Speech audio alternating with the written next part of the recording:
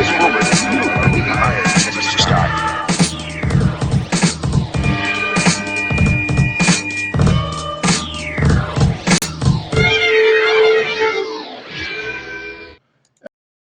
To another exciting episode of the Comic Book Chronicles.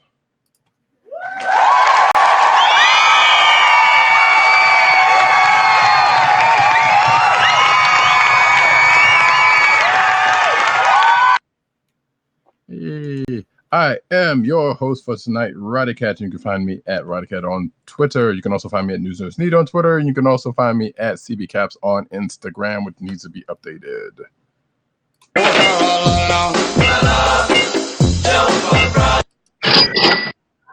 He's just going to keep torturing me with that, folks. and the person behind that said torture is Agent_70 on Twitter and Instagram. What's up, everybody? Where Brooklyn at? Where Brooklyn at? Where Brooklyn at? Gets the better sound effects, but at the same time, he's in Brooklyn. You can't really... You know, when you're from Brooklyn, you kind of got to call it out. So I understand. You know? I understand totally. You know, like every borough has its own, except for, well, depending on Manhattan. You know, like there's lyrics that shout out Manhattan, but no real, you know, like artists. Yeah, who cares about Manhattan? I'm just saying, you know, there's artists that shout out 4 out of the 5 boroughs. So it's true. It's true. I was about to wait. Yeah, even Queens does. Yeah, Queensbridge, you know, Nas. Yeah, true. Tribe. So yeah. LL. LL. Yeah, you're right. Anyway, not with us tonight from any of those boroughs. Excuse me, no, you're here. PCN_dirt on Twitter. You can also find him at PopCultureNet on Twitter, popculturenetwork.com, and his umbrella sites therein. And also, which now that I think about it, if we don't find something for Tim, I got a couple of ideas myself, because Tim DOGG98, you can find him at that on Twitter. Also, DClick Nation on Twitter, DKLIQNATION, also DClickNation.com, CB Cron, which is the Twitter account for this program. And you can find him at Comic Book Resources, where he's over there writing his face off. Because, you know, another place that has no shortage of shout outs is Atlanta, which he's not technically there, but he's close enough to where you can do. Right, I'm not going to presume to choose one for him. So yeah, that's what I'm saying. I think I got a couple in mind if we don't hear from him on that one. But until that happens and he comes back on the show, whenever that should that be, you can find this here program at Google Play and Apple iTunes, aka Apple Podcasts. You can also find it at the Ghost Letter Podcast Network's SoundCloud page, and also Spotify. And of course, you can also find this here program on the network of the people. I don't even know how to do that one, but CSPN.US, Cold Slither Podcast Network. Do it today. Exactly. We gotta come up with something pithy for them. Well, actually, we already got that, so it doesn't matter. We are here. We're going to talk comic books tonight, and we're going to start off as we do every week with the big book of the week. Well, sometimes we don't, but you know what? This week, we're starting off with the big book of the week, that being Powers of X, aka Powers of 10, number 5. That's right, Powers of 10, number 5. We lead off this issue with it's a shout out to you know, some older stories of the X-Men. We're talking, you know, like early 80s, where stuff was set in Dallas, Texas, and once that setting, that caption, that setting was placed, I was like, oh, I know exactly who this is about. Wait, and then going from there, yeah, Dallas, Texas, because that's where it's the first page of character interaction.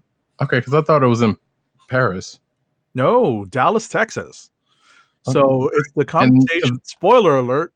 because I know there's still people out there who have not watched those. Spoiler alert, because we're going to jump right into it. In 3, 2, 1, spoiler bell. The conversation between Professor Xavier and Forge. Right. So as soon as they say Dallas, Texas, I'm like, Oh, right there. I was thinking later with no, yeah, exactly. That's another conversation, right? So the first conversation is between Professor X and Forge, and if you're familiar at all with the character of Forge, you know that he was based out of Dallas, Texas. His airy, his source, his source of power was based in Texas. So, for fans of Life, Death, and of Fall of the Mutants, the X-Men version, will be familiar with that setting. And once I saw that, even before my eyes wandered to the rest of the page, I was like, oh, this is what's happening. And we learn more about Forge and Professor X, and Forge making Professor X's plans a reality. Yes. So this is basically coming from last week, where we find out that Cerebro has a secondary function, and now we get the logistics of that basically from this conversation. And the pages thereafter. Right. So the functionality of Cerebro has changed over time, and as Roddykat mentioned, we found out about that last week in was it House of X? House of X, yeah. Number 5. So we find out about that, and it plays a very big role in the events of that issue, and we find out how that came to be at the beginning of this issue. The next thing that we see is in the next time jump, as Powers of 10 is wont to do, is kind of follow future and past storylines, or futures and pasts that involve events that shape the events in this event. So what he's referring to is a meeting in Paris that shapes the foundation of the mutant country in Krakoa. And also there's a weird shades of cinematic, sort of cinematic, let's face it, because if it were truly this would be Mystique they were talking to rather than Emma Frost, but there wasn't Emma Frost in X-Men movie continuity.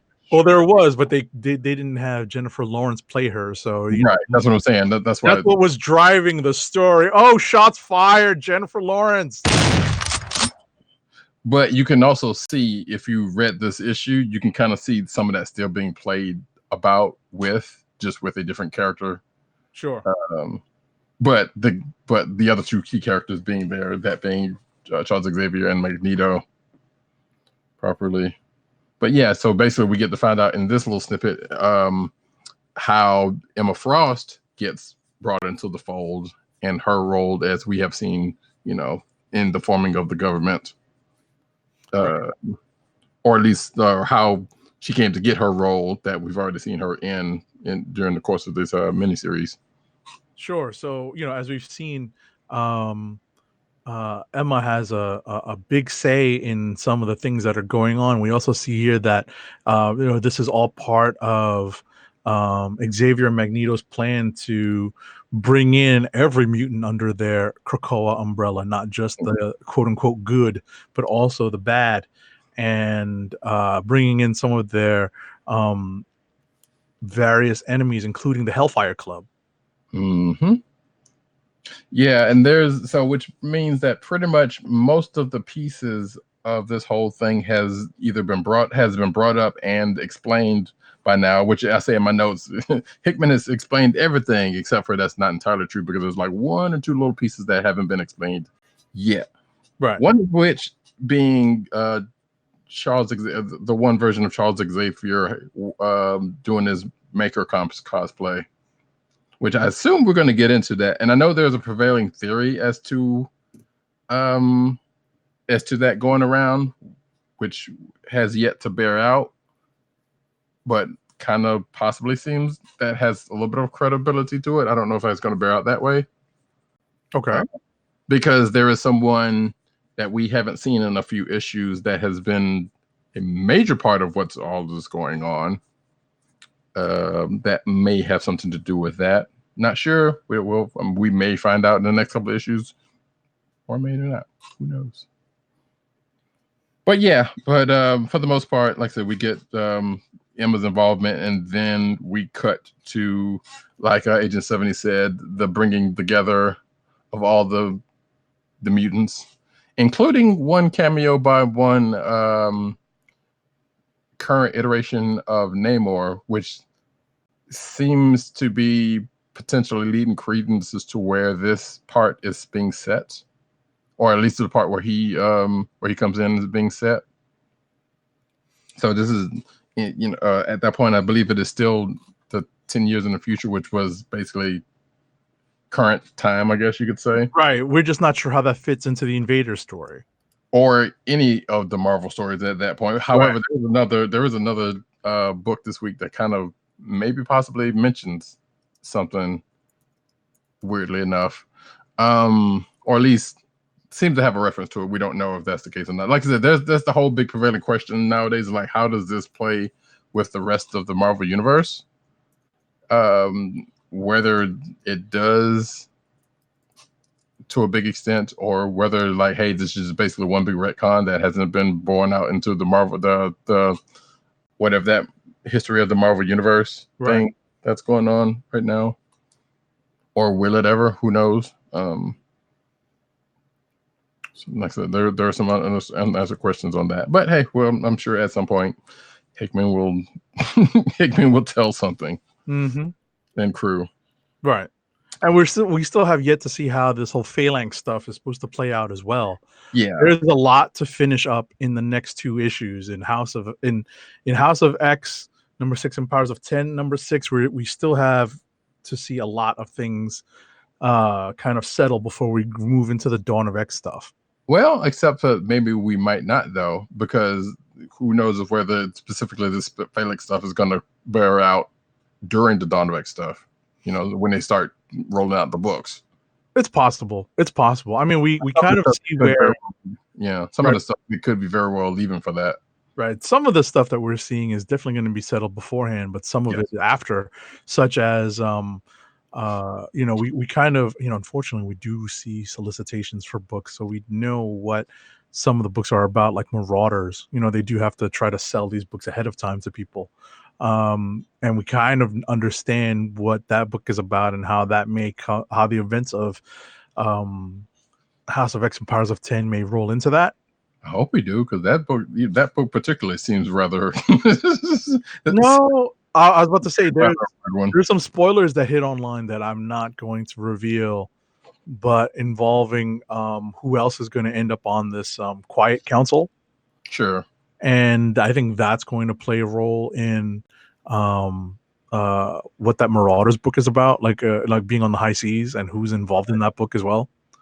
So, right. And I guess, we should also point out that, we definitely get, as well as Emma Frost's involvement in the council, we see a chart where there's a few other names, like some are already filled out, like Charles Xavier, Magneto, Emma Frost, and I think Sebastian Chauvelin. I don't remember if it was or not, regardless. But there are a couple of names on that list on the council, and then a whole bunch of that are not. I feel like, though, we have a decent idea of at least a couple of the names that's going to be on that list. Sure. Like the third one, the third with Charles and Magneto. I'm going to suspect it's Moira. We don't know that for certain. Yeah, we don't know for sure. But like I said, there are spoilers out there. I'm warning everyone now that there are spoilers for this page out there. Right. What the redacted parts are. So right. Everybody know. Like I feel like Apocalypse and Sinister may possibly. We like I said, this is all speculation because we don't actually know. But this is probably some of the stuff that's going to come out in the next couple of issues. But it's all speculation at this point. But it's like some of the names seem kind of like, yeah, okay, sure. Makes sense. But that being the case, I'm not sure what else is there. Oh yeah, there was a reference to primordial Kerbins. Oh yeah, I did see that. Which I like that. I was like, okay, nice to get that Kirby nod in there. Yep, that was cool. So right before we get to the failing stuff, so outside of that, that's pretty much how this book rolled out. Mm-hmm. I do enjoy it because sometimes it's like, okay, well, questions come up in one book and then the next book seems to have the answers to them and introduce more answers, which may or may not get introduced in the next book. Right. So, but I've been enjoying that so far. This is not as, let's say, lengthy a start off. I would imagine you could safely say that Hickman has learned from his time on Avengers. Not to saying that was bad, because it was great stuff there, but I know there have been some folks who's like, okay, there's more exposition than action. Those folks, which personally I enjoy it because it's like, hey, some of the exposition can be just as good as action as far as it moves the story along. Right. Sometimes you need to be able to fill in the gaps without, taking up a ton of extra space. One page that fills in all the gaps is pretty cool. Yeah. So, yeah, like I said, some anime manga like fashion that also, I don't know if that is indeed something he was going for, but it seems like it to me. I'm with it. Anyway, that is Powers of 10 number 5. I think we've until we get to House of X next week, that's pretty much all we got to go on right now. Right. And we're coming down to the last 3 issues, right? Yeah, 2 issues. Yeah, 6. 2 issues. Yep, both number 6 issues. Mm-hmm. So, moving on to our next book, Prison Bartlett. What's next? How about Avengers number 24? How about Avengers number 24? So yeah, I don't know. I enjoyed this issue, but at the same time, it felt like, and as much as I hate to say this, as much as things happened, it's not a whole lot that happened. What it is, I think we've mentioned this in previous reviews of earlier Avengers books. Now that we know that, thanks to solicitations, that there's a Ghost Riders book coming up, I think this is a clear launching point into the new Ghost Rider title. And we have a lot of information filled in about what is happening in Hell with Robbie Reyes and Johnny Blaze, as well as the plot to send Cosmic Ghost Rider to the Avengers, to Avengers Mountain, and to wreak havoc there. Right, which as tends to happen, was basically one part of one big misunderstanding, as tends to happen, and then that gets ironed out and gets righted. But at the same time, on the other side of this, we have the whole race of the Ghost Riders thing, where pretty much everybody's rooting for Robbie, with the exception of Johnny, who, as apparently in this book, was not being totally truthful as to his reasonings, or at least according to the other writers, his reasonings for needing Robbie's power. But at the same time, still doing what he needs to do to try to get it. And yeah, like I said, we're seeming like this is leading up to what's going to be the crux of Blaze's and Ketch's book forthcoming. Right. We won't know that until, like I said, till this ends, which I'm assuming is going to be another issue or 2. Right. I think at least another 2 issues. Mm-hmm. Going into December. Going into November, because I think their new book is in November. Right. So, yeah, that's pretty much that, though, because it's like you got to team up with Thor and She-Hulk again, and that's a cool thing. And, T'Challa has this nice little, hey, I'm ready for this moment with just when they go to fight Cosmic Ghost Rider. Mm-hmm. So that's always good. But outside of that, it's like, yeah, you got the race, then you got the clearing up of the misunderstanding. So, yeah. So next up, did you read Strikeforce? I did.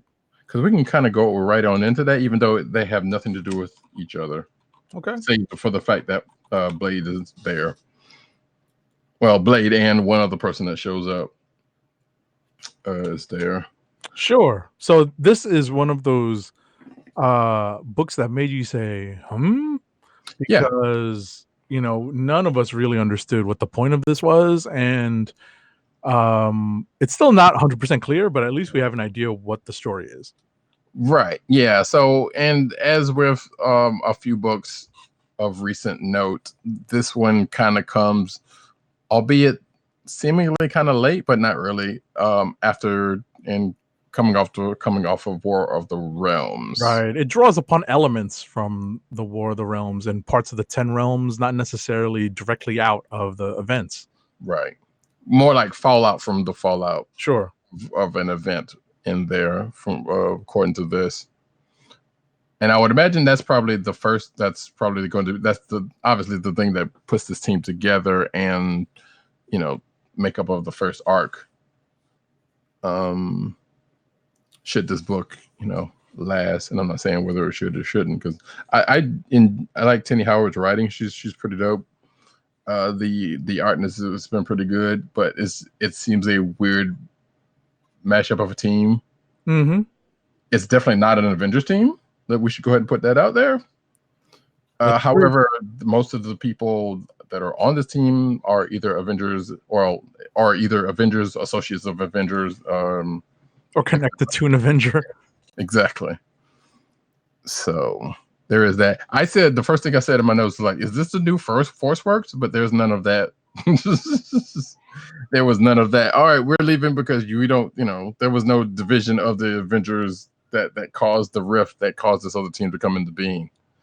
In fact, this team was formed because of one, them being associated to the Avengers, and them not wanting the Avengers to be involved with what's going on in this book because of the implications of what could happen if they did become involved. Right. Which I thought, I'm like, yeah, okay, that kind of makes sense. But at the same time, I'm like, well, wait, if Blade, you're already a part of the Avengers, you kind of, it's kind of too late from that. But at the same time, I'm like, all right, I guess I get it. If anybody was going to be the one to kind of go off and do something like that, it'd be him, because he was already kind of a loose part of this current Avenger team in a way.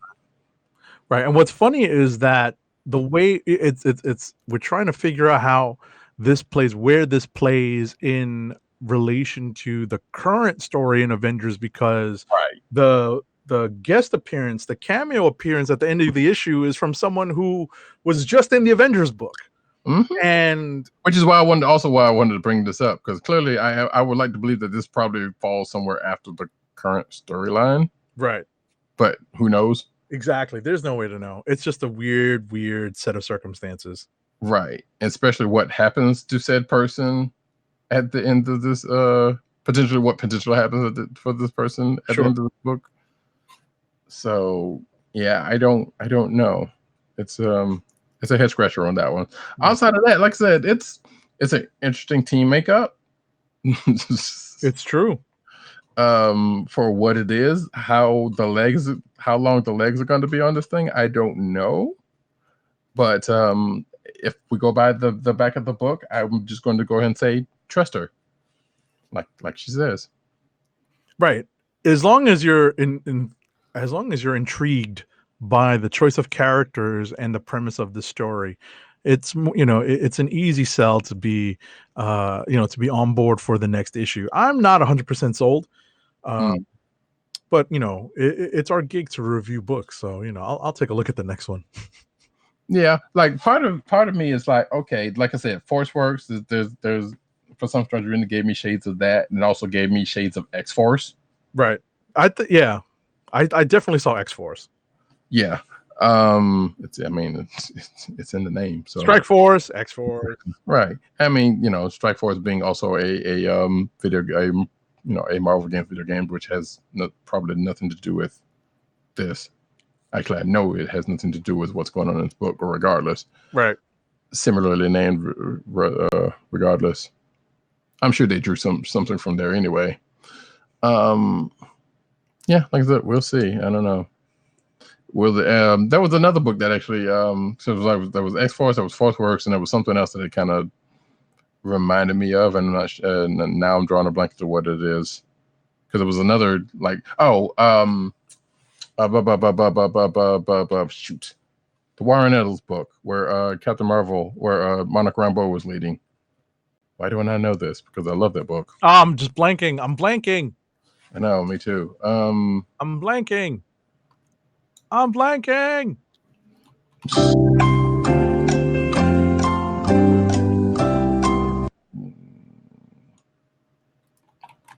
Are you looking it up?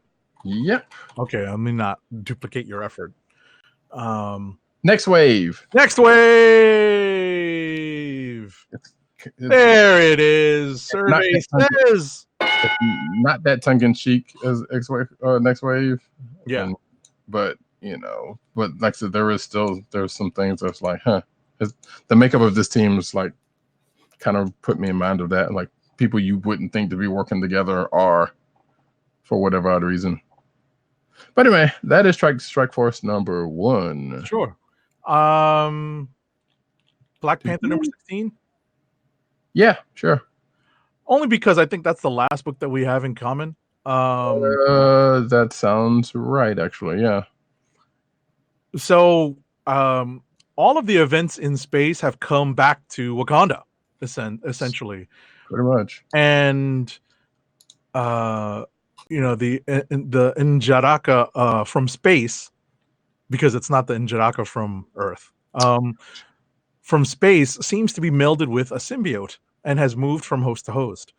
As I mentioned, the threats from space have followed to Wakanda, except Storm is around as backup. And apparently she's on break from Krakoa duty. See, yeah, that was the other thing. I was like, okay, and I've said this before in relation to this book and that stuff was like, where is this in relation to that? But yeah, this is not the other book that I said that had a reference. Regardless, hey, Storm's badass. She came in the clutch, and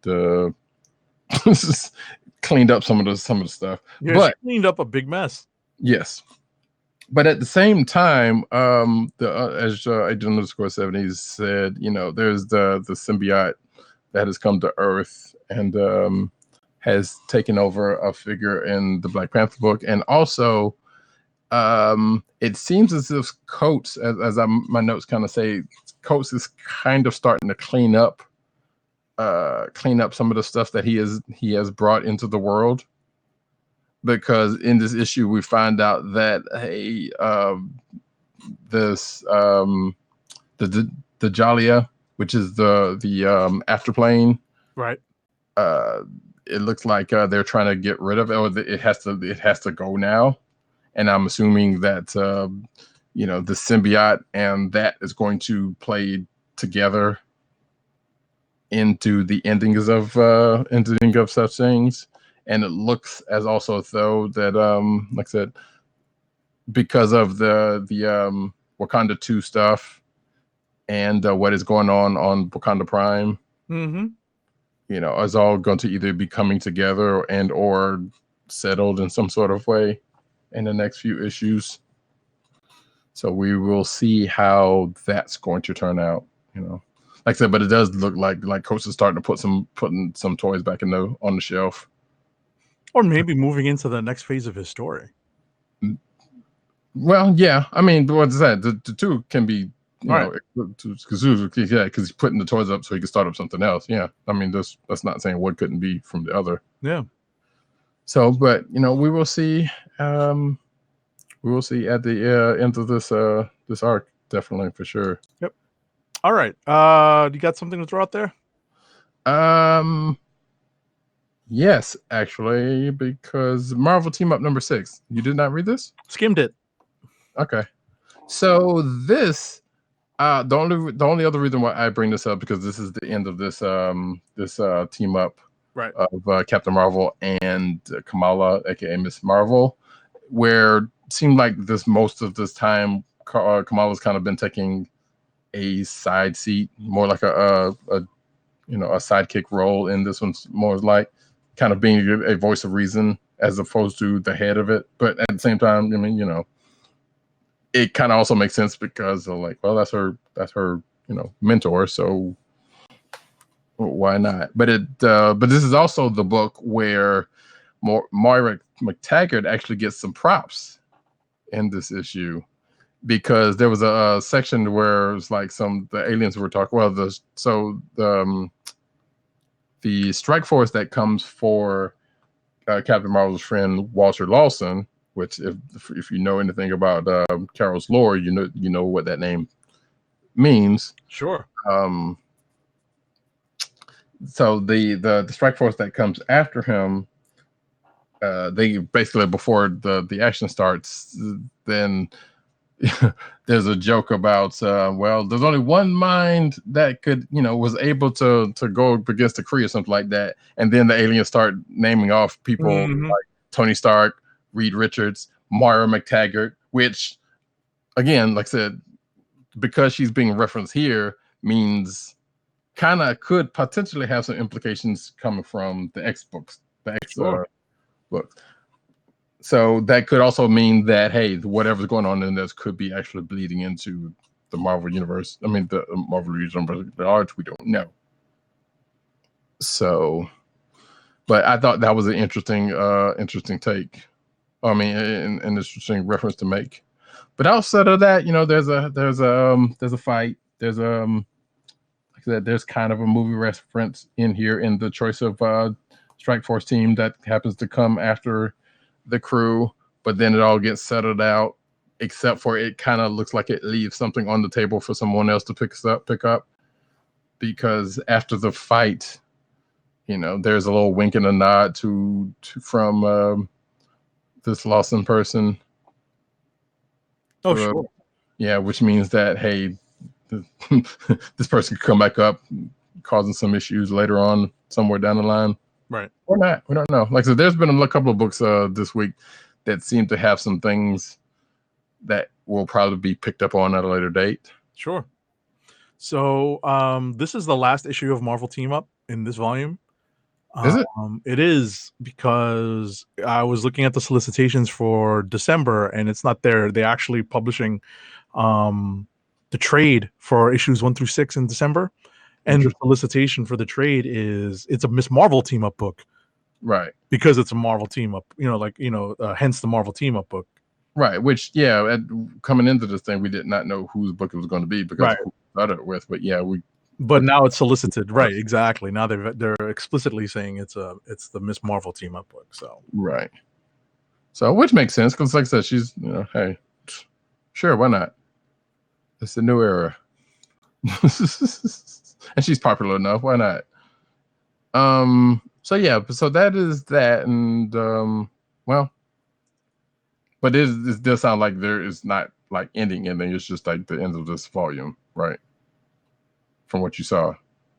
Well, they're at least no. I think they're ending this book. Yeah, I think they're ending this book. I don't know if they're going to come back in January, but it seems like the first 6 issues of this series are what comprises the trade paperback. Per usual. Gotcha. Okay. Well, we'll see. But that'd be a shame to end it that quick. But at the same time, hey, I guess. We don't know what the sales have been through the 6 issues. So. Right. All right. All right. You want to just throw out one book each and then we'll go into rapid fire? Sure. Go for it. All right.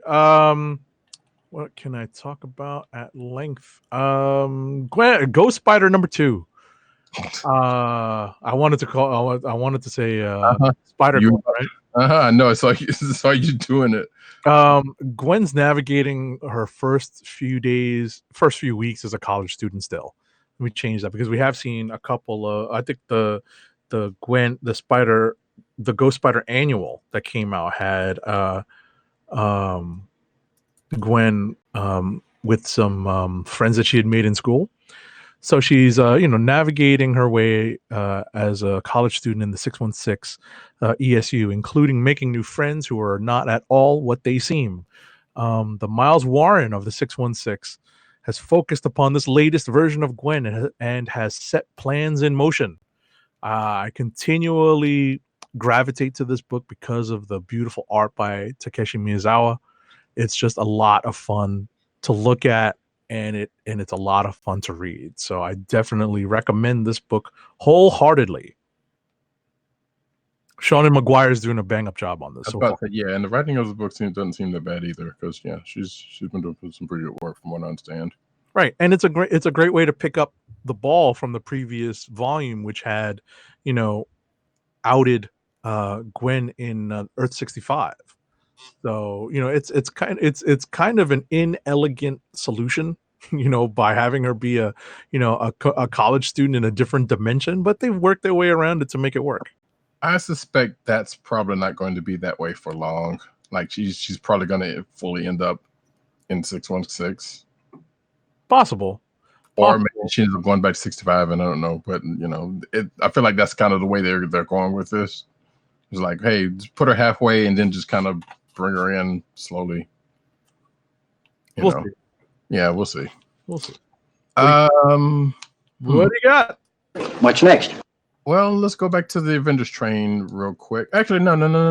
Wait, no, we're already there. Avengers, Loki's Unleashed, #1, actually.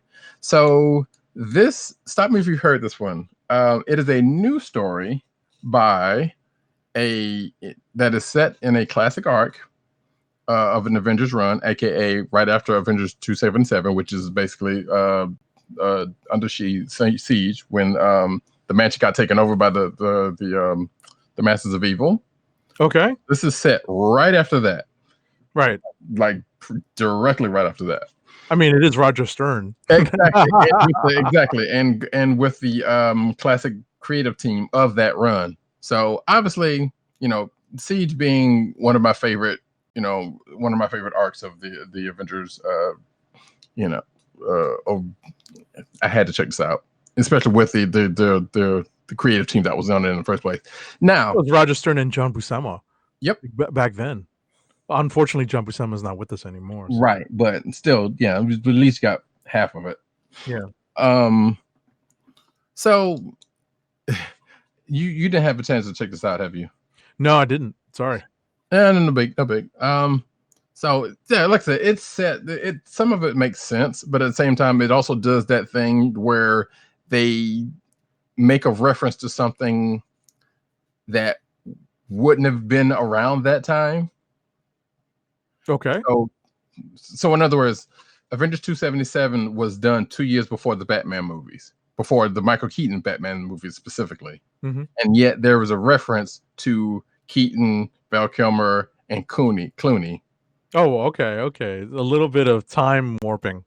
Yes. I kind of hate that, but at the same time, it's like, okay, that's amusing. Like I said, this is not the first one of these that has done this. Mm-hmm. In fact, there is another, matter of fact, the next book I'll talk about when we do Rapid Fire does the same thing. But outside of that, like the story's kind of neat. Like I said, it kind of takes up right after Siege. So the Avengers are cleaning up the mansion. Tony Stark gets called in because the mansion got messed up. And at the time, Jarvis got hospitalized, as well as the Black Knight, but nobody cares about him.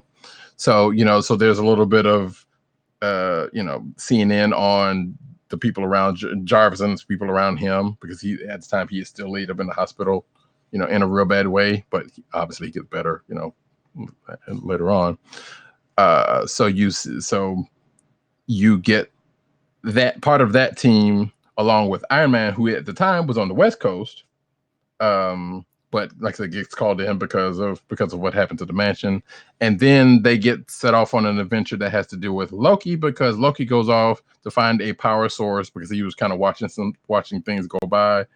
And, he gets set to find some more power. And then the Avengers get called in because he goes missing or something like that. And then they go and basically help him out with also the help of Doctor Strange, which you also see on the cover. So, and this is pretty much a one and done adventure. However, the reason why I'm bringing all this up is because sometimes these books have a tendency to introduce something that will probably come up in an event, more specifically, I believe, coming up soon. and I'm fairly certain that something that came up in here is going to come back. I would almost put money on that something in here is going to come up in that incoming event that is supposedly happening in December, which is the cosmic whatever that the cosmic event coming up. It just feels that way because I don't feel like they would have done an issue like this and kind of just thrown something out there for no apparent reason to not have it kind of right to not have it come up. Gotcha. Right. And again, there's another issue. There's another book this week that kind of does a similar thing that I feel like is also doing a same thing. Okay. But regardless, it's a nice little one and done story, you know, set in the time of a classic arc, and I enjoyed it just for that much. So you may get some similar enjoyment out of it. The one other thing that kind of tripped me out is from the first page, you see Loki without his helmet, right? Mm-hmm. And you see what seems to be either his hairline or some kind of cloak, because I don't know if that's how his costume ran, but it's basically like his hairline goes down into his costume. Oh, yeah, I think that might be like a little quirk in coloring. A little bit. So it was kind of funny. It was like, yeah, you need to get your barber on that, because I know there was a couple of times where, you know, he has had like some kind of like real close kind of hoodie type thing on his thing, head on his head. Right. No, yeah, he had I'm scrolling through this now. He had kind of like this weird little like kind of Mercury style helmet on. Right. And it was a black neck, but he just had black hair. You know, like right. If you go back to the Thor issues from that era. So right. So, and I've rarely seen Loki without his, you know, like there's been very few times where I've seen him without his helmet on or a helmet on or something. So that in itself was like, that's weird looking. And I know it was either a coloring thing or, you know, they were trying to make it out to be something that it wasn't. Gotcha. Which, like you said, is a head thing. Yep. So, yep. All right. But, so that is that. Like I said, it is a nice little one and done, and I feel like there's implications there that'll probably come up at some point. Yeah. All right. So let me spin up rapid fire. We'll get through the rest of the books. Mm-hmm.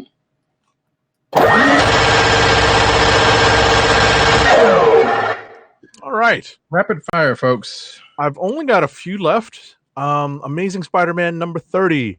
It's kind of hard to figure out what's going on in this crossover issue for Absolute Carnage. It's a mix of a flashback between Kindred, a.k.a. Caterpillar Man. That's only my a.k.a.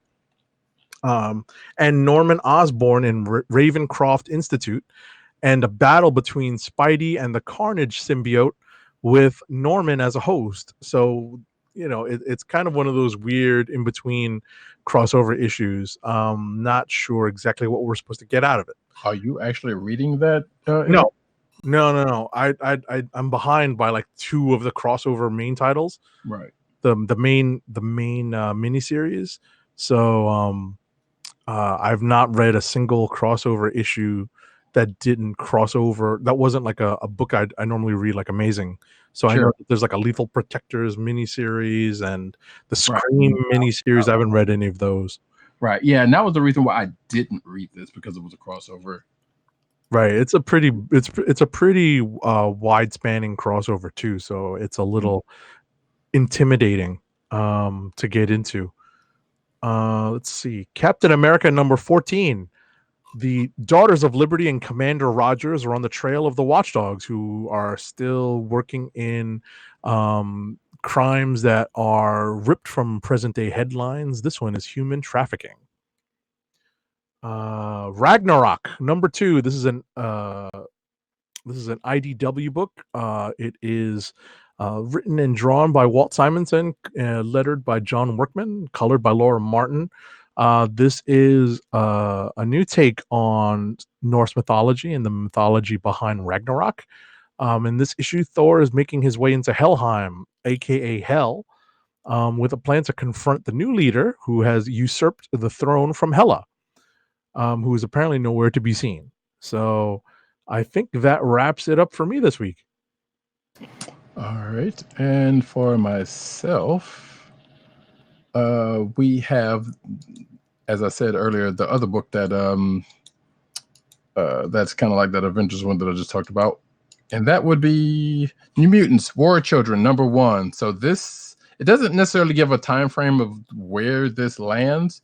However, you can place it because there is a reference to the Impossible Man at the end of this issue, and so we know it's around roughly, actually weirdly enough, is around the same time frame as that Avengers book. It's somewhere back in '87, if that is to go by anything. But the premise of the book is Warlock is kind of afraid because of his destiny. He's either destined to become the Magus, or he and his friends get decimated by them. That is a storyline that has happened throughout the New Mutants. And this is a story where basically Warlock's kind of fears for his life, but causes some things to happen, which causes some other things to happen, and the teams ends up fighting something and partially losing, but then a couple of the members have to step up and save the day, basically. Mm-hmm. It's an interesting read, but this is also something, like I said earlier, where something happens that seems to be a throwaway, but at the same time, like they even say, well, hopefully, basically Iyana, aka Magic, ends up teleporting something away and says that, well, yeah, I teleported it far enough away to where it won't cause any harm to anything or anybody, I hope. Which means that I feel fairly confident that that's going to come up at somewhere soon. And then, like I said, the rest of the issue is just kind of what it is, and it's the New Mutants and Kitty Pryde. I should point that out, because at one point, like I said, they're kind of all together, and Kitty's there, and then they have to suit up, and then Magic snaps theirs all suits together, which puts Kitty into the classic New Mutants costume, and she's not too pleased about that, which is kind of funny. This is really intense Sienkiewicz art. Exactly, I was going to mention that. Wow. It is like really. I don't want to say sharp is probably not the word for it, but Sienkiewicz it is. But at the same time, intense. Yeah, it's which makes it kind of hard to suss out some things in certain spots. Like for the more like it is.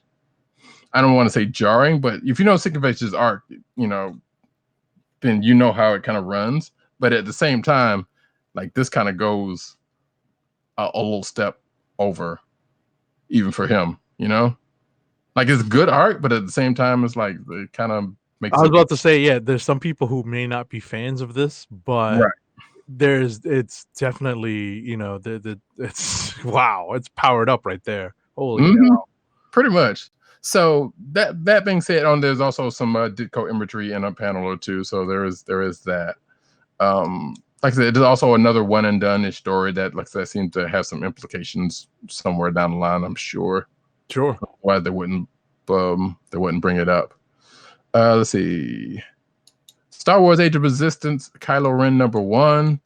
This is another one of those kind of, hey, this is a story from the past of a character type of situation. I'm not sure why I ended up reading it, I do know, because I did say I was going to start reading these books again for some other reason. Not that there's a bunch of them out I could just blow through.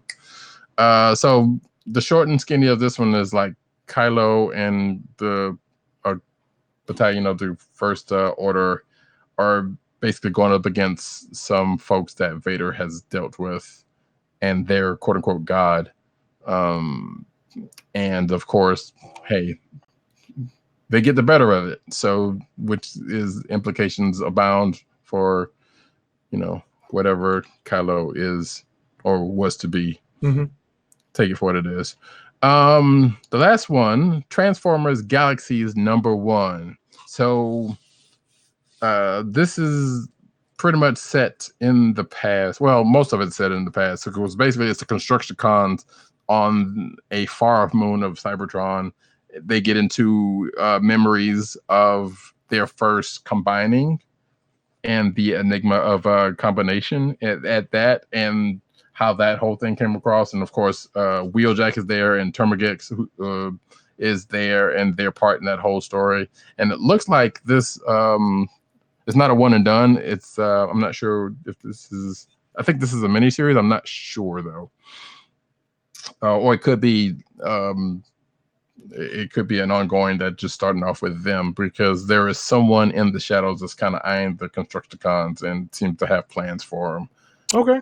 Going forward. But yeah, like I said, this whole issue has pretty much been like a memory of their first combination, which is some interesting bit to have, for those interested in this Transformers lore. It is definitely steeped in kind of sort of what's been going on.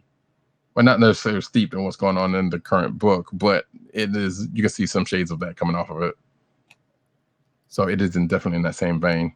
And two other things, actually, I didn't get a chance to read, but I want to actually bring this up. Okay, I was just going to say,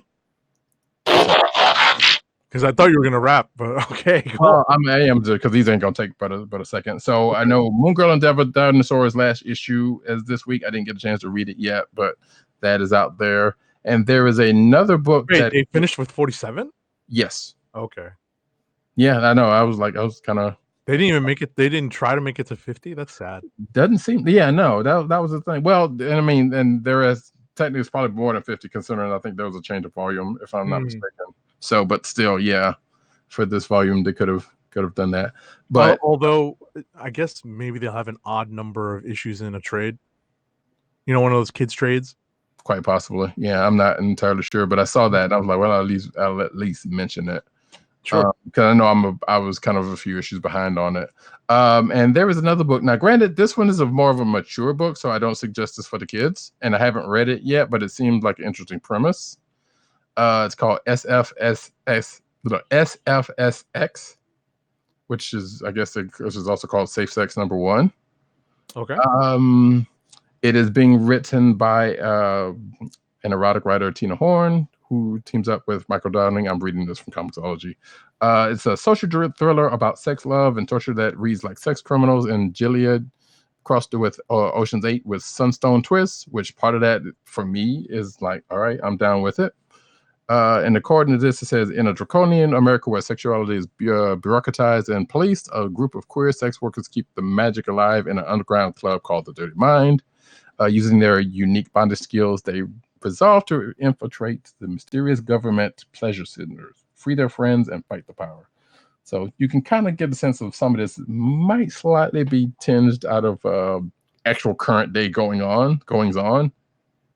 But from what I've skimmed through it, there is actually something interesting outside of some of the underpinnings that may have called out to, in my description of it. Mm-hmm. But again, I will say this is an adult book. So it definitely is. I just flipped through it. Yeah, this is definitely not something for the kids. But at the same time, there seemed to be some meat there. No pun intended. Oh no! Outside of that, there is more outside of what the sexual connotations they go into. So if you are so inclined, maybe check this out if you're of age. All right. And now we can go to the clicks of the week. Clicks of the week. And we already have two from our erstwhile companions. Dirt has the Terrifics number 20, and I still need to catch up on this series. Right. He has an explanation for this, because we did not neither of us read this. So let me just pull this up very quickly. Excuse me. Bless you. Yeah, I got it right here. All right. You want to read it? Go ahead. He basically says he's gonna have to go with the Terrifics' click. What starts out as a fairly straightforward battle between the Terrifics and the evil Bizarro universe team of the Terribles turn into a full-on time-traveling caper where they're all in the same place, but time is traveling all around them. 90s callbacks lead to 80s flashbacks, which lead to the inevitable complaints about the 60s hippies and the overwhelming smell of patchouli oil. Just tell us how you really feel, Dirt.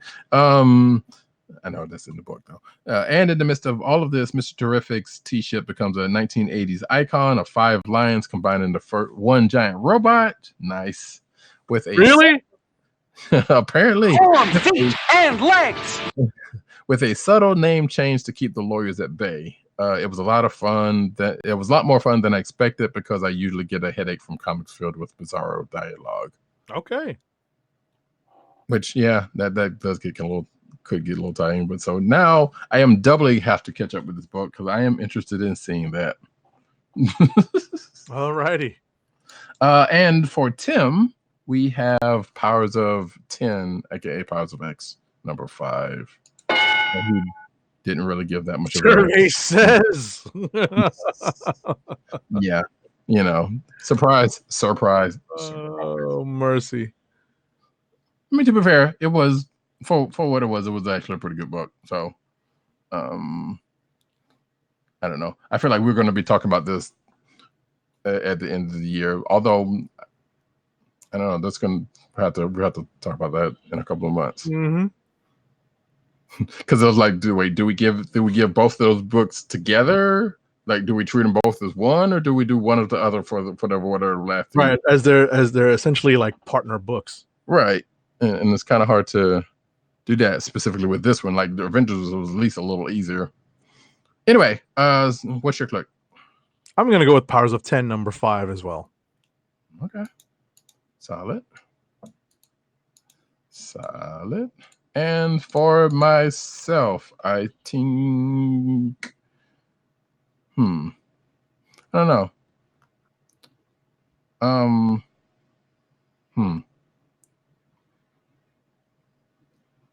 I am stumbled, actually.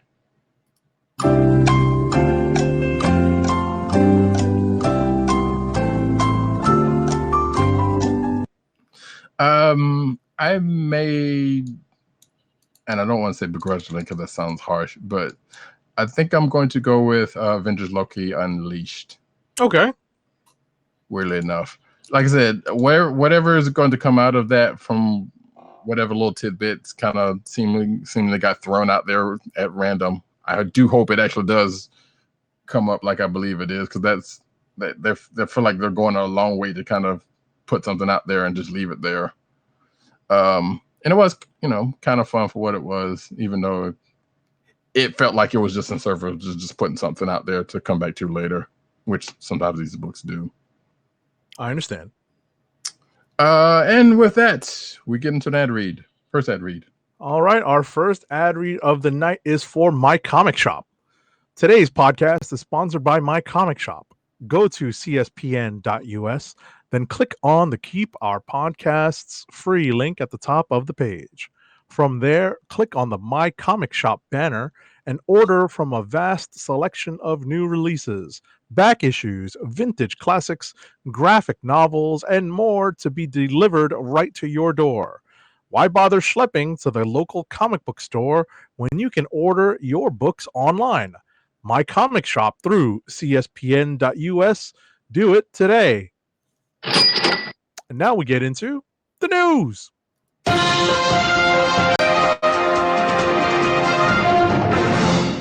And we start off as we do each week with the cinematic news. And guess what, folks? Disney Plus public pre-orders are open, but without deep bundle discounts. So if you missed out on the deal that we talked about, I believe, last week, right?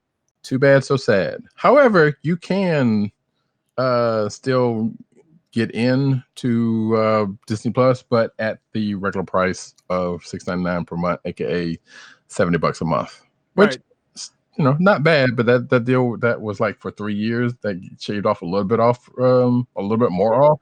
It's a little bit better. Did you partake? I sure did. Did you? Right. No.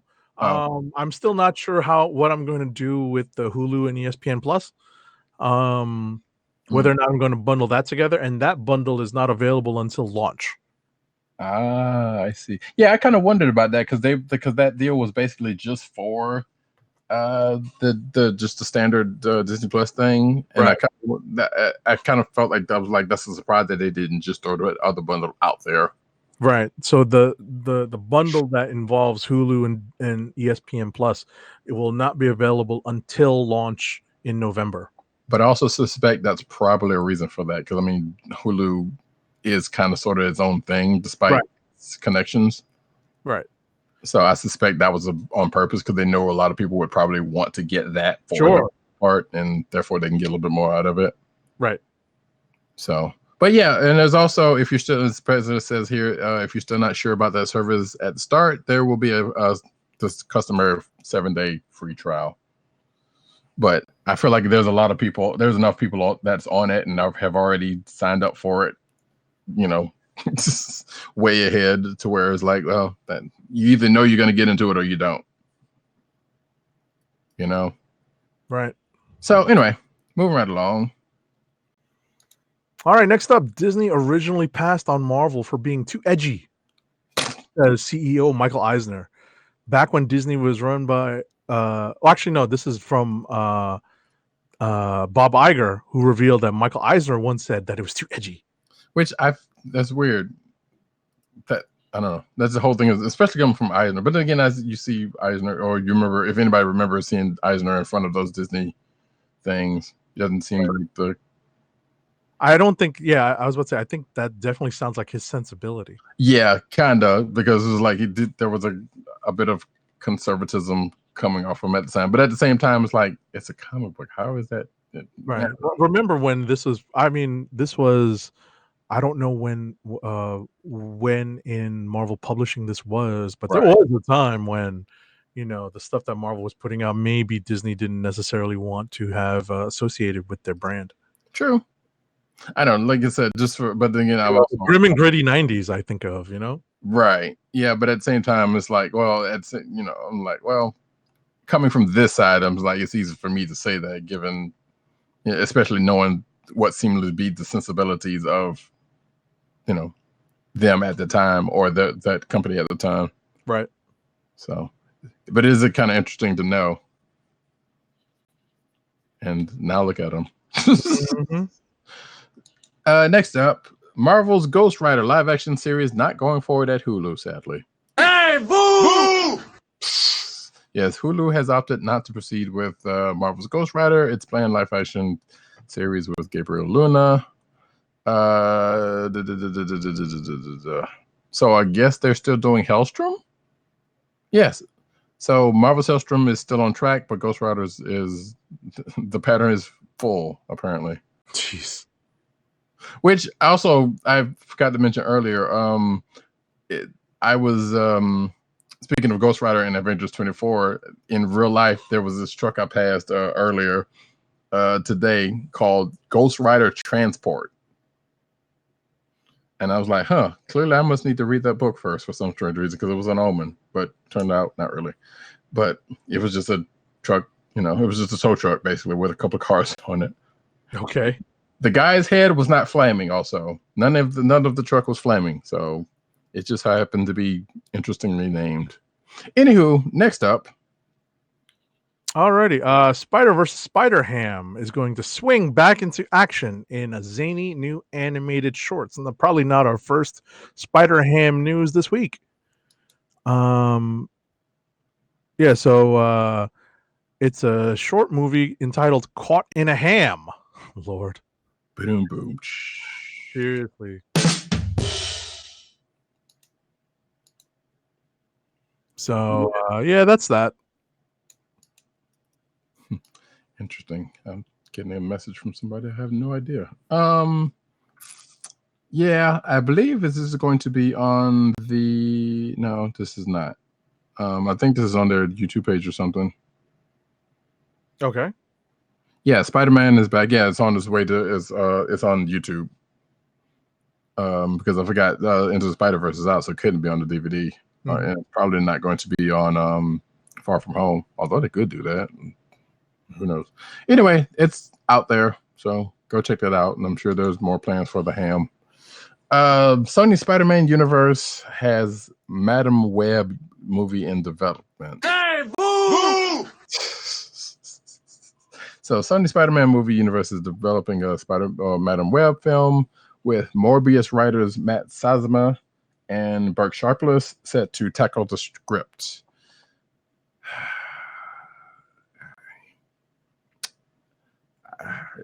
There's really nothing else to say about that. Move on. Just why? Okay. Why? Okay. So, as if we did not have enough Kevin Feige in our lives, Marvel's Kevin Feige is developing a new movie for Disney related to Star Wars. Mm-hmm. So could this be a Star Wars? Well, I mean, technically, I already have that, but a Star Wars cinematic universe. I mean, I Like, are we actually going to start getting movies where they're going to have end credit scenes going into the next movie now? That would be funny. That would It would be an interesting way to keep people coming back. They did pull back on their production schedule because of the somewhat muted reception that Solo and Rogue One and what else was there? Force Awakens? Are you talking about? I guess Force Awakens falls in that too. Kind of muted response, but I think of the in between movies, the prequels and the Oh, I mean, Solo and Rogue One were the only ones. right. That's what I'm thinking of. So, the somewhat muted audience response. Yeah, well, I don't know. That's probably, I don't know, whatever. There's probably something to it, but not as much as people want to believe. Right. I'll put it that way. I don't know. Like I said, yeah, Solo specifically did not fare well with some people's in their mind, but at the same time, it did do that bad. Mm-hmm. I think in the box office, from what I'm understanding. Anyway, there is time will tell as to how this is what's gonna happen with this, and we will keep you abreast surely. Smallville's Lois Lane joined CW's Crisis on Infinite Earth. So yes, folks, Erica Durance, who played Lois Lane in Smallville, will be there for the Crisis of Infinite Earths. Miss Durance was also on Supergirl not too long ago as I believe Supergirl's mom, if I'm not mistaken. I do remember watching it at the time. But so yes, she'll be back for the crossover. Matter of fact, I'm going to take these next three. All right. Who won't be coming back for the crossover is one Michael Rosenbaum, also of Smallville. So apparently, on Twitter, Michael Rosenbaum, who played Lex Luthor on Smallville, by the way, also, if I'm not mistaken, voiced Flash in Justice League. Yes. And he does host several podcasts, actually. And several, yes, at least a couple. Right. So on Twitter, he explained that his decision to not take part of the Arrowverse crossover was because basically, let's see, Warner Brothers reached to him while he was in Florida visiting his grandfather. Which, hey, I was just in Florida myself. His grandfather in a nursing home. The pitch wasn't the most enticing offer, as Rosenbaum recounts. Their offer, no script, no idea what I'm doing, no idea what I'm shooting, basically no money, and the real kick in the ass, we have to know now. And he says, my simple answer was pass. Wow. So, and I think he goes on to say in this tweet, I think you can understand why. I hope this answers all of your questions. Lovingly, Rosenbaum. Sure. So, yeah, because if this is the case, it sounds like, well, they're just making up.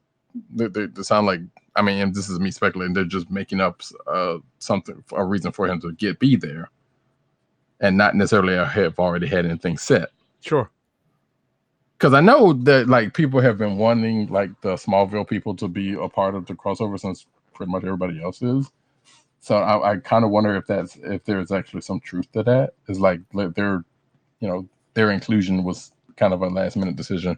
Speculation on my part, mind you, but some of this kind of leaves credence to that. Anywho, that's that. That's sad, but it is what it is. Totally understand. Lynda Carter may reprise Wonder Woman for Crisis on Infinite Earths. However, Lynda Carter also, iconic. It goes without saying, but also fairly recently did a stint on Supergirl as the president of the United States. Still looking pretty good too. Anywho, so yeah, sounds like she may be playing a Wonder Woman in the Crisis on Infinite Earths. It's just a report. We don't know that for certain, but I'm down with it. That works. Yeah. And last but not least, every character confirmed for Crisis on Infinite Earths. So there's a a rundown of who's going to be there, who's not going to be there. You can read that for yourself. Mm-hmm. It's a bunch of people. Spoiler alert. And if you're watching the video, you can see me scrolling through. So, oh right, John Cryer's on Supergirl's Lex Luthor. Jesus. Mm-hmm. So anyway, yeah. So a bunch of folks, including Burt Ward and Kevin Conroy. So it's definitely going to be a spectacle for certain. Next up. All right, so CW is developing a Birds of Prey type Arrow spinoff. It's going to be set in the future of Star City and focusing on that show. I said they've already done that show. Right, and focuses on a character, Mia Smoke, taking up the mantle of the Green Arrow alongside Laurel Lance and Dinah Drake. Okay. Sure. So I assume this is not going to be so. And I make a joke, but they actually have done a show of that because of some folks may remember there was a Birds of Prey show from the early 90s. It was a rather low budget, but there was some in sort of future. Actually, I'm not sure whether they were in Star City or not, but it was some future version of the Birds of Prey. It is out there on DC Universe if you're so inclined. And I know they did do a kind of Birds of Prey like episode of Arrow fairly recently. So it's probably kind of coming sort of off of that. And it says here, the series reportedly launched out of a backdoor pilot in one of Arrow's final episodes and will be produced by the folks who are doing all that stuff. No projected premiere date, though. So whether that happens, we'll see. Next, the Batman targets Jeffrey Wright as Commissioner Gordon. So, sure. Westworld star Jeffrey Wright is in negotiations to play Commissioner Gordon, the classic ally to The Dark Knight, in Matt Reeves' The Batman. Robert Pattinson is headlining to who he's going to be. So, sure, why not? Hey, Jeffrey Wright's a good actor. He may possibly be wasted on that role. That's just me. But hey, if you can get him, get him. Next. It depends on the story that they tell with Gordon. Sure. We're just sort of used to seeing Gordon, as like a really tertiary figure, but there are Batman stories that have him as a real co-star. So, dude, GCPD, you cowards. Actually, I still haven't finished reading that book, but hey, from what I read, it's good. So our next story, I tried that with Gotham, but they didn't really go that route. Yeah. So, next up. Next story is Titans Season 2 set photo reveals Brenton Thwaites, the actor who portrays the former Robin, as Nightwing. So that's pretty cool. But are we getting Disco Nightwing? No, we're getting modern Nightwing. Yeah, I was about to say, according to this picture. You're not getting Disco Nightwing. I saw the pictures. You're not getting Disco Nightwing. As you can see in the picture, you see... Which is kind of funny because I think whoever took this picture would deliberately got his ass, got a butt shot. Which there's been a lot of butt shots of Nightwing on Twitter and whatnot. So that is a thing. That is a thing. That's funny. But we also got one Starfire. But hey. Anyway, so yeah, Nightwing's coming. Go figure. No surprise there. Right. Mark Hamill shares sweet tribute to Kevin Conroy. And I saw this article. I was like, wait, is Kevin Conroy dead? Oh, no. But no. Mark Hamill shares sweet tribute to Kevin Conroy for Batman Day, which Batman Day was a couple of days ago. Yeah, the 21st. So happy Batman Day. So yeah, Mark Hamill took to Twitter and says it's Batman Day 2019, celebrating 80 years of everyone's favorite rodent-themed masked vigilante. For me, that means it's also real Kevin Conroy Day. My partner in crime, my one and only Caped Crusader since 1992. Mad love to you, Betsy. which you can hear that him saying that in Joker voice. And the hashtag still joking after all these years. And there's a couple of pictures, with Hamill and Conroy and their characters. That's cute. Okay. Yeah. All right. Next up, Hasbro's Micronauts toy line is going to receive a feature film reboot from How to Train Your Dragon filmmaker Dean DeBlois, according to The Hollywood Reporter. He's going to write and direct Micronauts based on the 70s toy line, which was in turn based on a Japanese toy line called Microman. And the toys later spawned a Marvel comic book. Mm-hmm. And I'm not sure, it doesn't say in this article, but I know Hasbro has been trying to get their cinematic universe off the ground with G.I. Joe, Transformers, Micronauts, ROM, etc. Mask. Whether this is still going to be a part of that, it does not say here, but apparently there's a June 4th. They have a theatrical date here lined up. And the film will be produced through Hasbro's Allspark Productions, which, if you don't know what Allspark is at this point, hey, I don't know what to say about you. So, yeah, that's that. But anyway, Keanu Reeves has already read the Matrix 4 script and says it's very ambitious. That's my Keanu Reeves. It's a terrible one, I admit that, but I could have just said whoa. So anyway, yeah, so it says here Keanu Reeves has set the internet on fire again. Over the past year with a slew of amazing I wouldn't say amazing performances. Let's get a little hyperbolic here. Viral fan interactions and surprise appearances. Recently it has happened again when it was revealed that not only was a fourth film in the Matrix series in the works, but that Reeves would be reprising his role as Neo. It says here that on Tuesday, Reeves joined his sister producer Karina Miller, at a special screening of Miller's new drama Semper Fi in Los Angeles, and the duo stopped to talk to E.T. On the red carpet. It says here Reeves played a little Corey, but blah blah blah. He just said what I said he said earlier. So okay. And he says, well, it's very ambitious as it should be. I'm like, yeah, I guess that's true. So hey, there you go. There's a script. Keanu's read it. Wow. Next up, in some sad news. Yeah, so to wrap up our cinematic news for the week, we are sad to share this particular news. Actor Aron Eisenberg of Star Trek Deep Space Nine unfortunately passed away earlier this week at the young age of 50. He played Nog from a young Ferengi on Deep Space Nine who eventually grows into a fine young man who wants to become a Starfleet officer and eventually makes it so. Pun intended. Yes, and loses his leg in the process. But right, he unfortunately goes into he's involved in the Dominion War at the end of that, towards the end of that run. So, guess what, folks? DS9, you are not surprised to hear me say this. DS9 is a great show. Yes, if you are so inclined.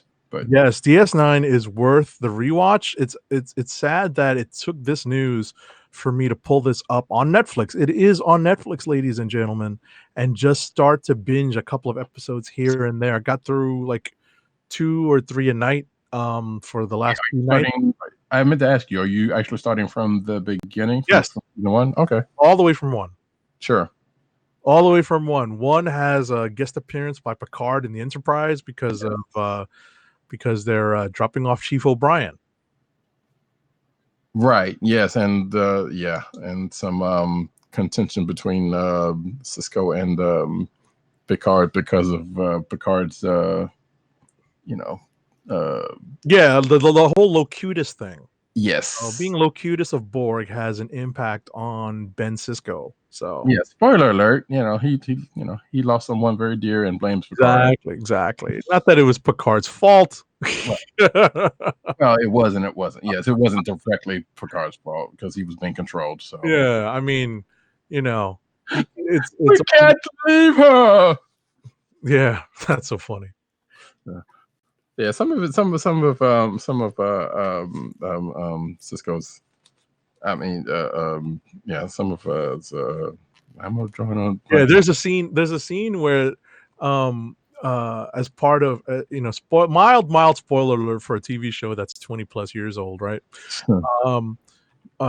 Cisco has to deal with I forget what they are, the Bajoran gods or spirits or whatever. Oh yeah, Right. And they ask him to explain baseball, and even I was just like, oh no. Oh,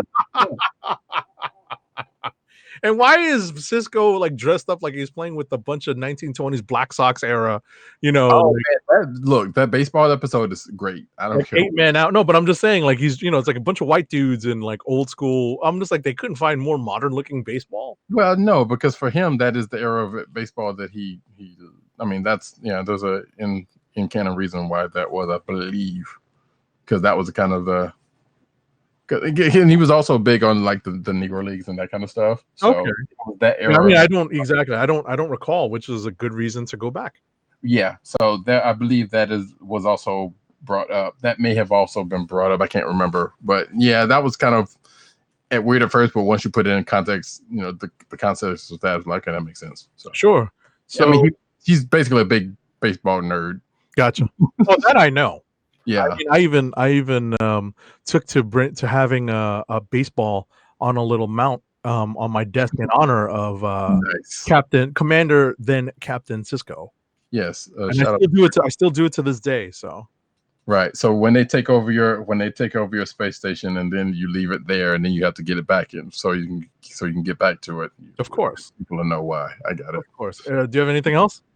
No, I mean it's a sad loss, and apparently he is left by his wife. Wait, were they married? Because I think they were kind of wife and 2 sons.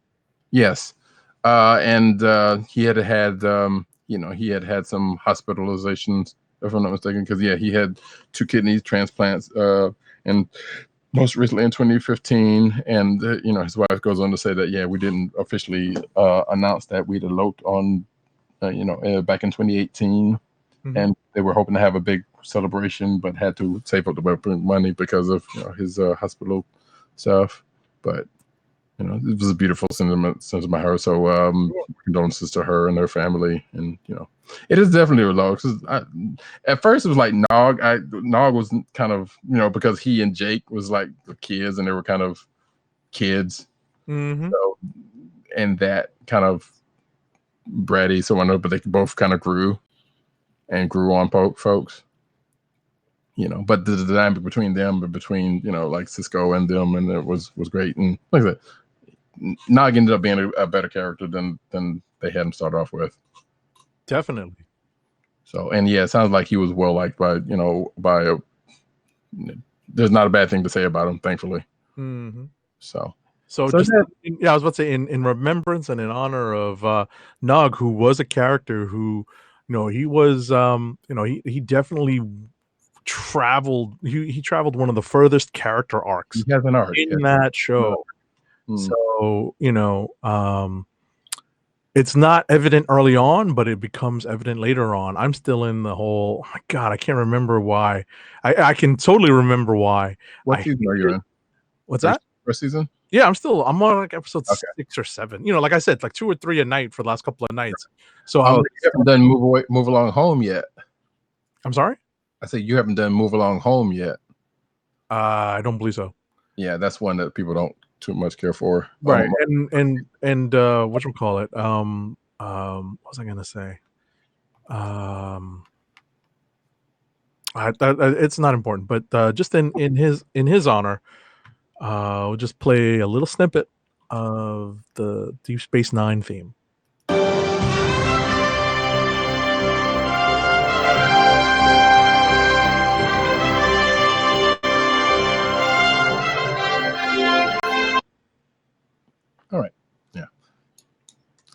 like I said, second season, around the end of the end of this the end of that season when Hawk comes out. They get Hawk comes out, they get the Defiant. I think that might be the season 3, or no, because they get it in season 2, I believe. The Defiant comes, Hawk comes out, the war starts up in total. It gets so good. But I was about to say, when does Worf get introduced in the beginning of season 2? I want to say is that or somewhere in the middle. I believe that sounds right. I can't remember. I don't remember either. So yeah, some of that kind of, it's like some of the first couple of seasons kind of blur together because it's like, well, shoot, everybody was just there by that time, right? So, but yeah. Anyway, so now I miss Chief O'Brien calling the Cardassians Cardies. Cardies, yeah. You know, they did O'Brien so wrong, and they admitted it. They did that purposefully. They did O'Brien so wrong on that show. Well, how so? They were, if you take a notice, all of the ones that feature him, they're always just fucking with him. And I think that was, I want to say there's a story that's like, yeah, they did that intentionally. There was just any story they got in Brian that involved O'Brien because they wanted to just fuck with him.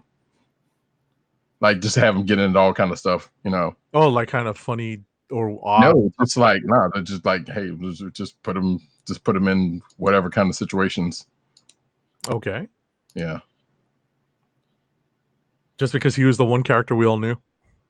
I'm not sure. I can't remember what the reason was for it, but it was, but yeah, but I think the showrunners was like, oh yeah, no, we totally, you know, wanted to mess with O'Brien for what it was. And apparently we got I missed this in chat. Someone said that Crisis is going to be awesome. Talking about Crisis on Infinite Earths. Okay. There, so on television. Yeah. So my apologies for missing that for this person. Have fun with that. I mean, you know, some of those crossovers are actually not bad. They haven't been bad so far. So I can imagine this is probably going to be one of the last, given that one of the shows or one or two of the shows are starting to go off the air. Mm-hmm. But we'll see. Anyway, we are going to get into the comic book news. But first, I want to at least mention this one thing in the clickbait section, which was an interview with the cast of Teen Titans, aka Teen Titans, also Teen Titans Go, because of the movie that is, I think, coming out, if not out, I believe. So basically, yeah, Teen Titans Go versus Teen Titans cast on returning to their original roles. I mean, it's the same cast that played both. Right. So they're just reminiscing on, you know, them playing the Teen Titans versions of themselves. You know, it's a cool article. You should go check them out. And there is the Teen Titans Go versus Teen Titans movie that is, I think, coming out. Sure, I plan on it.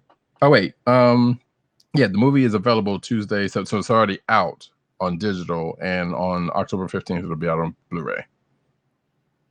Is it on the DC app? I don't believe so. Okay. It doesn't say here whether it's going. I would imagine at some point it's going to be, but I don't think it's there yet. I'm just going to look real quick while we go on to the comic book news. All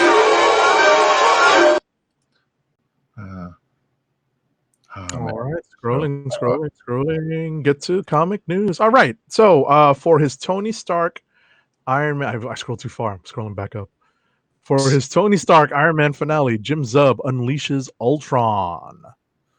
So, kind of what I was mentioning in our discussion of last week's issue. It was Zub's finale scripting over Dan Slott's plots, leaving him to clear the decks for his new gig. So, the stage is set for the upcoming Ultron agenda, and Zub talked to Newsarama apparently about his plans. Right. Worth noting, I believe we've already talked about this, but Tony Stark Iron Man is ending in issue 20. Right. So this is basically leading up to that. So yeah, there's that. You can go take a look at that.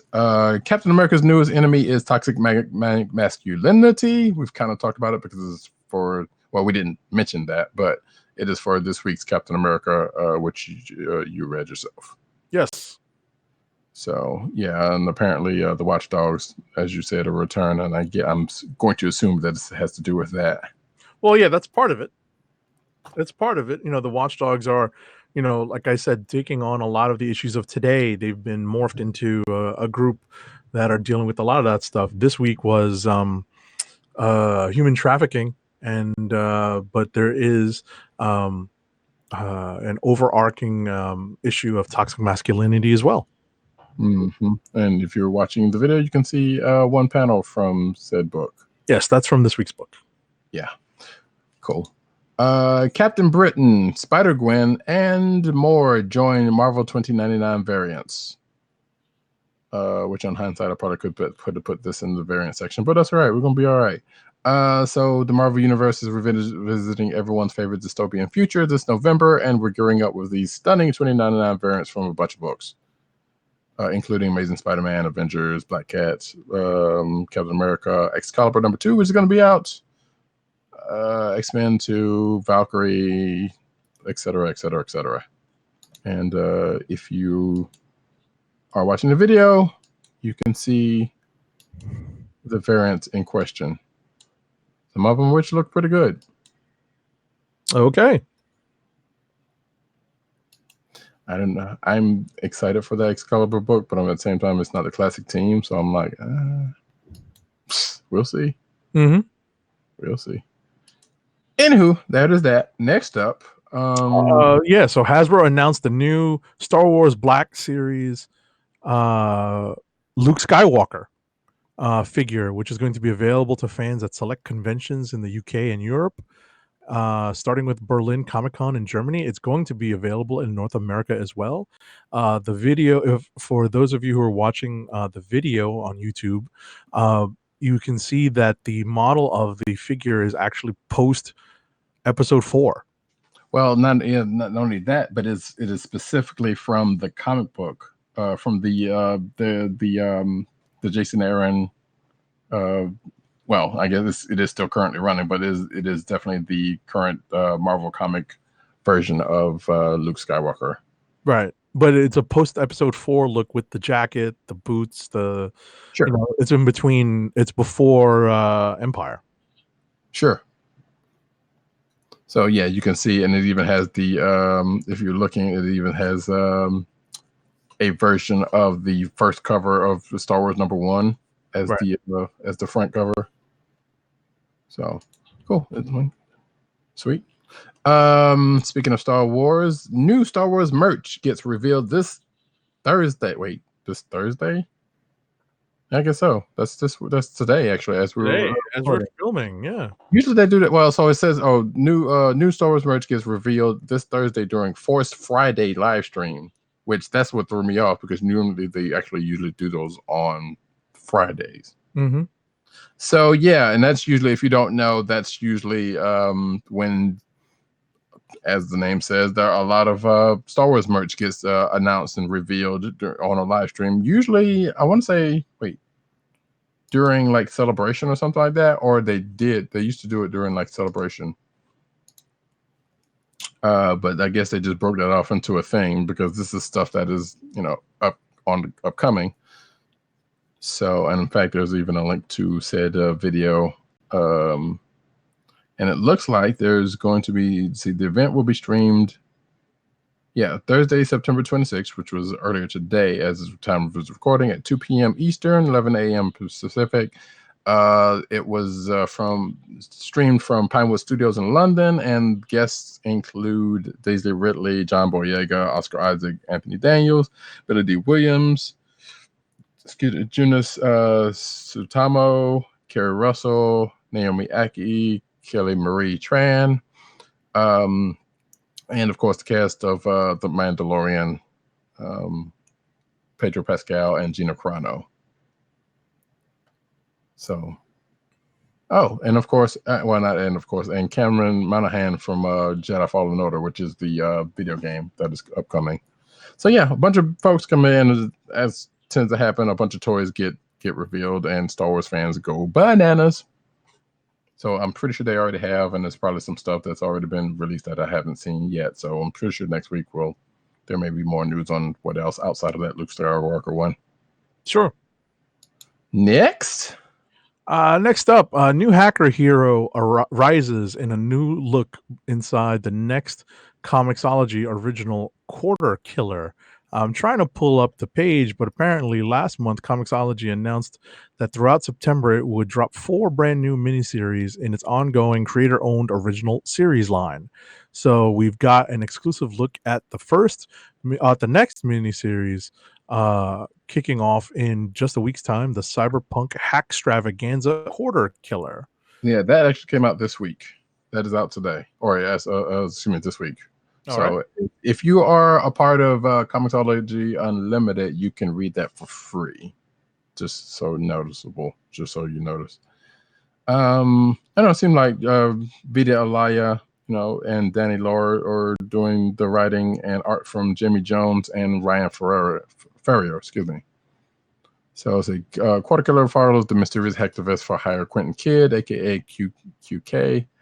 Former covert worker who now fights the system. Quentin takes jobs that only pays in one of the last untraceable currency left in a dystopian society's quarters. Hence the name Quarter Killer. So, and as you can see, I'm assuming there's going to be some arcade action.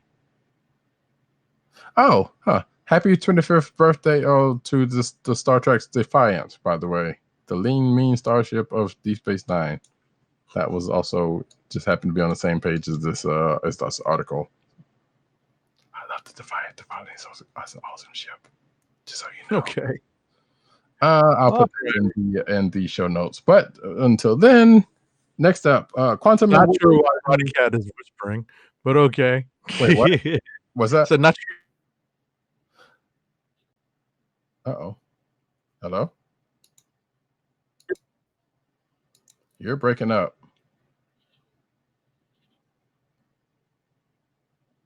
Oh, no.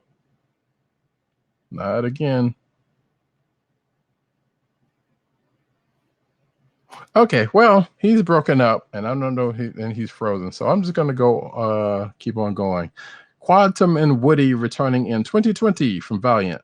Valiant Comics has released an image teasing the return of Quantum and Woody next year. The image simply bears the line, "We're going to be superheroes again, Woody," and was issued with the hashtag Valiant 2020.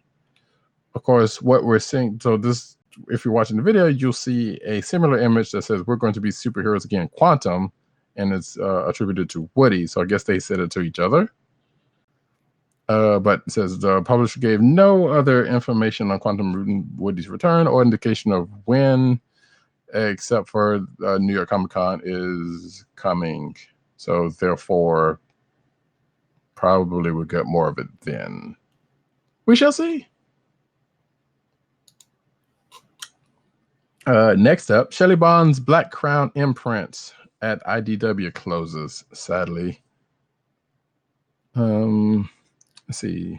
It says here that the decision comes after its most recent series, Maryland Manor, was canceled after the first issue, and several other titles were pushed back on IDW's publishing schedule. So that's sad. I feel like we were just talking about Shelley Bond's imprint recently. I'm not sure what led us to that. But if you didn't know, April 2017 was when Black Crown started, and it came off of the Black Crown Quarterly, which was an anthology, and also Film Magnifique. But over the course of 2 years, they published over 2,000 creator-owned titles. So it's sad when an imprint comes on. So hopefully, she and crew will be able to bounce into some more stuff. Let's see. Major thanks to IDW Chief Creative Officer Chris Royale, and everyone at IDW who gave us an incredible opportunity to produce such vivid original stories. Bond told Newsarama, Philip and I are extremely proud of the 9 series and killer creative teams who made Black Crown unlike any other curated imprint. Viva Comics! So, yeah, like I said, hopefully we will see more from them to come.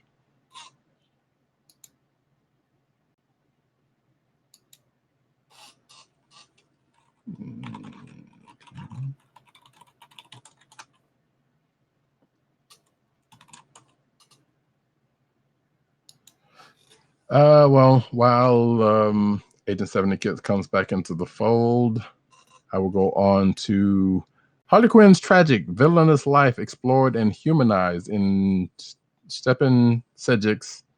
I apologize if I butchered his name. I do love your artwork. So Harleen, which came out this week, and I didn't get a chance to read. So let's see. This book is Sedgwick's debut as a writer for DC, combining writing talent he developed on Image Comics projects like Sunstone and Death Vigil with artistic talent he established in books like Witchblade and Aquaman, and also Sunstone, which, if you are of a certain age, and Sunstone is a kind of an adult book. You should definitely go check that out if yours such that, but there's some really good stuff.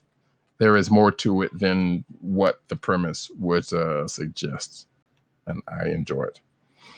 Let's see. Comparing his approach to the Michael Corleone story in the Godfather films, Sedgwick said that he's not shying away from Harley as a villain, showing how, just like in the Corleone story, even the best intentions go wrong.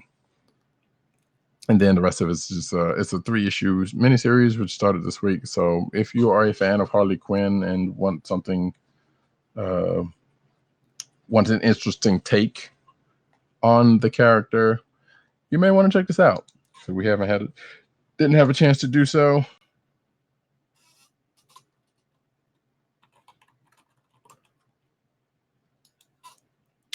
Yeah. Anyway, DC reveals new Batman creative team. So apparently, starting in January with Batman's number 86, the new writer on the series will be none other than James Tynion IV. Tynion IV has written Detective Comics previously, as well as other stuff for DC, so he's no stranger to the Bat. Let's see. It says, Tynion will succeed writer Tom King, who is set to exit the book following the conclusion of City of Bane story arc in Batman number 85. King's overarching story. Well, we know he's got his Batman Catwoman book that's coming in January.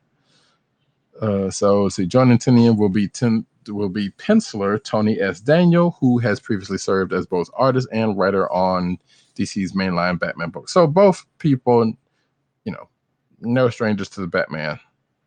So I suppose people will or will not like that. I don't know. People, never mind. I'm going to start editorializing about how people care about Batman books.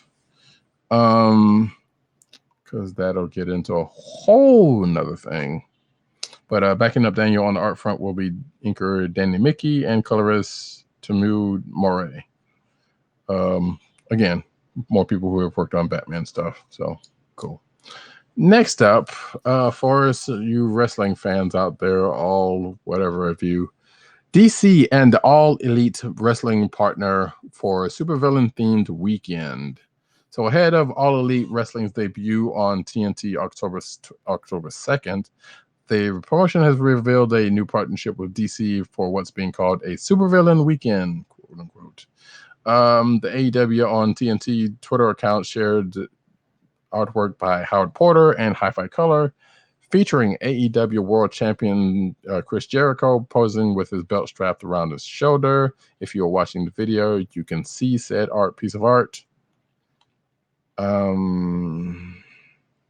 So the artwork is captioned with a message: "Who can stop Les Champion? I am Chris Jericho." Stay tuned for more of our DC Comics collaboration, and don't miss TNT Drama Supervillain Weekend all weekend long, this Friday 27th through Sunday. So that is this weekend as of this recording, which is the 26th. Yay, wrestling.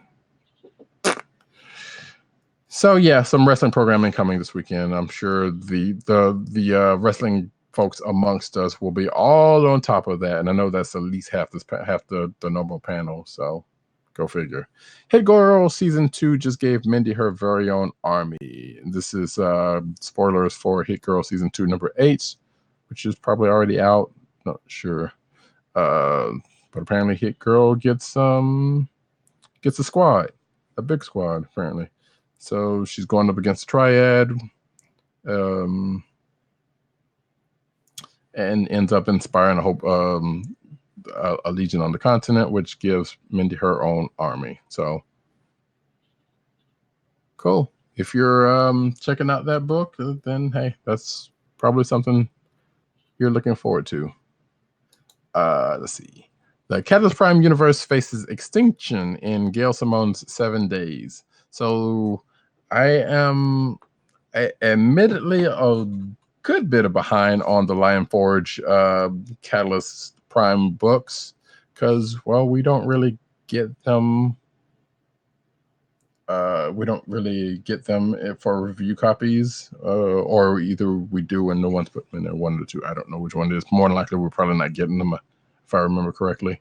But there is going to be an event called 7 Days that is coming up, spearheaded by Gail Simone, who has, who has been is pretty much the head of that imprint, or not necessarily imprint, but of that section of the universe as recent as the past year or so. So this has been leading up to this event. And it says here, let's see, 2 years after the dawn of superheroes in the Catalyst Prime universe, Lion Forge heroes like Noble, Quinn, Credible, Excelled, and Summit are facing world-ending threat that will require each to work together if they hope to survive. 7 Days marks the first line-wide event for the Catalyst Prime universe since its launch in 2016, and it's set around one question: if you had 7 days until the world ended, what would you do? So I personally, since that universe launched, there's been some things that's been kind of lingering there, even with me being a lapsed reader, that I have been interested in finding some more stuff about. I don't know if this event is going to bring any of that up, but we'll see. But it says here on October 2nd, writer Gail Simone and artist Jose Luis Jonas Trinidad, excuse me, and Michelle Madsen will answer that question as the heroes of Catalyst Prime try to save the world. In the first issue, CPU heroes begin to encounter mysterious figures named the Obsidian Men, who start popping up all over the Earth. When their galactic leader arrives on Earth to give everyone 1 week to prepare for death, it's up to heroes like Noble, Astonisher, Summit, and Incidental to avert extinction. This slightly sounds familiar. I mean, it's comic book, so there's, especially it's a comic book good event. I want to say this sounds kind of like 0 Hour or one of those type situations. Maybe not 0 Hour. I can't remember if it was 0 Hour or something, but there was a DC event that this kind of reminds me of. That might be it, and I'm just whatever. But hey, it could be interesting. Who knows? And I believe that is it for. Yep, that is it for the comics book news of the week. Agent 70 is still trying to get his situation under control. So until then, I am going to find let me switch back over here and get let's see, an ad read, because he usually does the ads and I don't have them in front of me right now. And I also don't have sound effects in front of me, so this is going to work out perfectly.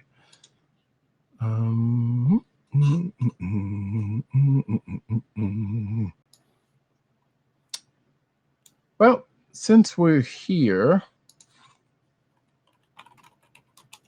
I will do the ad for Funko. Funko, fun at first sight. Your home for exclusive collectibles, apparel, and brand merchandise. And now the listeners of the Comic Book Chronicles can enjoy 10% off of your entire purchase when shopping at Funko. To place your first order with 10% off, and to help keep our show free for you, go to our network website at cspn.us. That's cspn.us. Then click on the Keep Our Podcast Free link at the top of the page. From there, scroll down to the Funko link and place your order. When you get to the checkout, put in offer code SHOP10 for your 10% discount. Funko through cspn.us. Do it today. And with that, we come to the end of the show. And probably by the time Agent 70 comes back. In fact, I'm going to...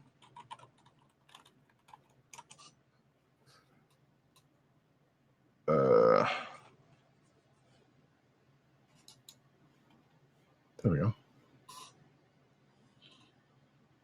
Because there's no sense in waiting. So anyway, yes. So we'd like to thank you, each and every one of you, for coming out this here week. We will be here every Thursday, as we tend to do, unless there's either movie protocol in effect or holidays, whatever the case may be. But until then, I have been Roddykat. You can find me at Roddykat on Twitter at that. You can also find me at News Nerds Need on Twitter, at News Nerds Need Reddit. You can also check that out, and CB Caps on Instagram. Shing. I should really, you know what? I don't know if you know if this is going to play. Let's do this real quick, shall we? There we go. For Agent 70, you can find him at agent_70 on Twitter and Instagram. PCN_dirt on Twitter, Pop Culture Net on Twitter, popculturenetwork.com, and all of his umbrella sites therein. And of course, the Osiris does this ish. Tim DOGG98. You can find him at that on Twitter. The Click Nation on Twitter. That's DKLIQNATION. TheClickNation.com. CB Cron, which is the account for Comic Book Chronicles. And of course, you can find him at Comic Book Resources, where he's over there writing his face off. Go get that man some clicks and whatnot. Read his stuff. Writes good stuff. Go check him out.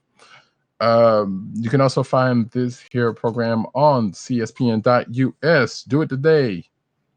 You can also find us on Google Play, Apple iTunes, the Spotify, of course, and the Cold Slither Podcast Network's SoundCloud page. And of course, we will be back next week, like I said. Same bat time, same bat channel. We usually record about 9-ish, 9:30-ish Thursday night Eastern time. You can catch us out on YouTube then, or you can check the video, which normally should come out the day later on Friday, but it depends on when the network puts it out. So we like to say Friday, but who knows?